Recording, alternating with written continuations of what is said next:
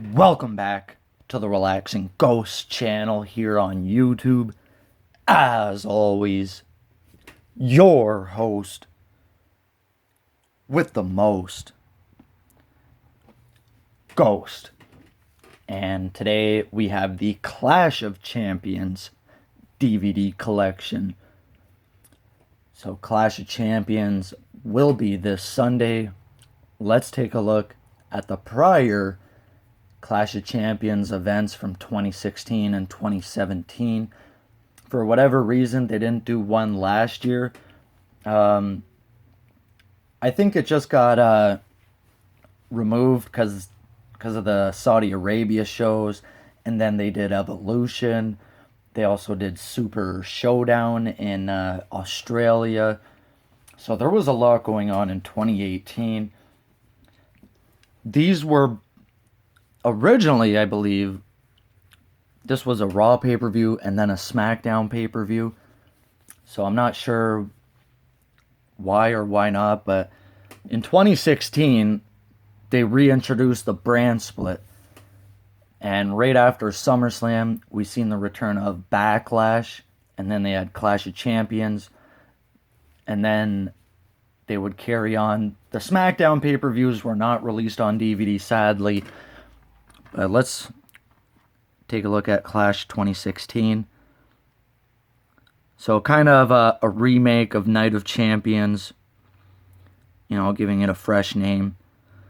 You got Kevin Owens, Charlotte, Rusev, TJP, and The New Day, who I believe were in the middle of their longest reigning tag title run. So this was a Raw pay-per-view.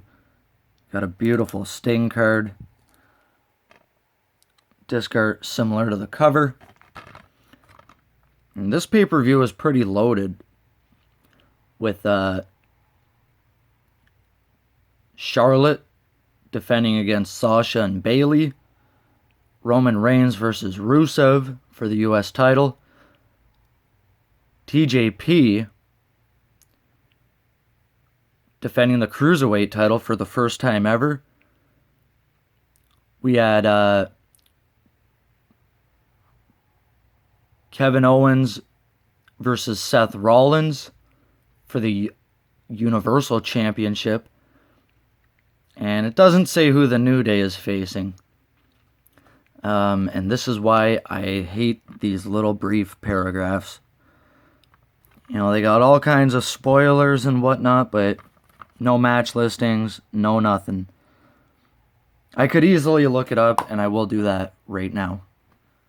So we've seen TJP versus Brian Kendrick. Really good feud there between them. Sami Zayn versus Chris Jericho. The New Day versus Gallows and Anderson. And Cesaro versus Sheamus in their final match of their best of 7 series they had. So they started that at SummerSlam 2016. This is only the month later, and it's already finished. I think they could have spread that out a bit, but I really enjoyed what they did there. So let's take a look at 2017 Clash of Champions. I really like this cover. I don't know what it is about it. I've seen several people on YouTube, Twitter, with this picture as their profile picture. So that's really cool that a lot of people like this. You got AJ Styles as the WWE champion. Charlotte Flair as the women's champion. I'm not sure if this was a SmackDown pay-per-view or not. Yeah, this was a SmackDown pay-per-view in 2017. Obviously, you got Styles and Charlotte.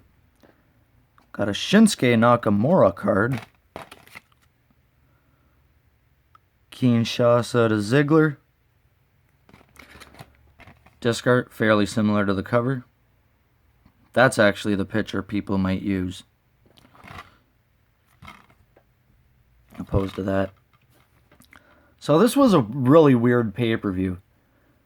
2017, AJ Styles would win the WWE title right before Survivor Series. This pay-per-view is in December, where most Clash of Champions or Night of Champions were the pay-per-view following SummerSlam.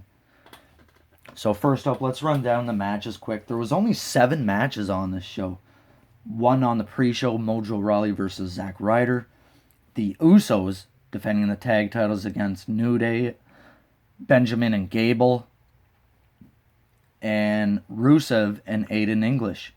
You also had Charlotte Flair versus Natalya, Baron Corbin versus Ziggler and Bobby Roode for the U.S. title, Breezango versus the Bludgeon Brothers, Randy Orton and Nakamura versus Kevin Owens and Sami Zayn. You had Shane and Daniel Bryan as referees, and if Kevin Owens or Sami Zayn lost, they would be fired. So that was the beginning of this weird storyline. We've seen this earlier in 2019 as well at SummerSlam. And then AJ Styles versus Jinder Mahal for the WWE title. You know, I've never really been a fan of those matches, especially nowadays where if someone loses, they're fired. And this was poorly done, I feel. But a good match overall. You know, Nakamura, so underrated. I think he's definitely been underused. Really good tag title match. And the women's title match, you know, we see Natalya involved in a lot of these women's title matches. And I'm a big fan of hers. I think she doesn't get enough credit at times. But she's kind of like the Dolph Ziggler of the women's division, where when someone needs an opponent, they kind of put Natalya in there, and a lot of fans just kind of crap on it, which I think is wrong, because she's a really good worker, very underrated and overlooked at times. Overall, I think both these pay-per-views are worth a watch. Let me know your thoughts, guys. As always, we'll talk to you later. Peace.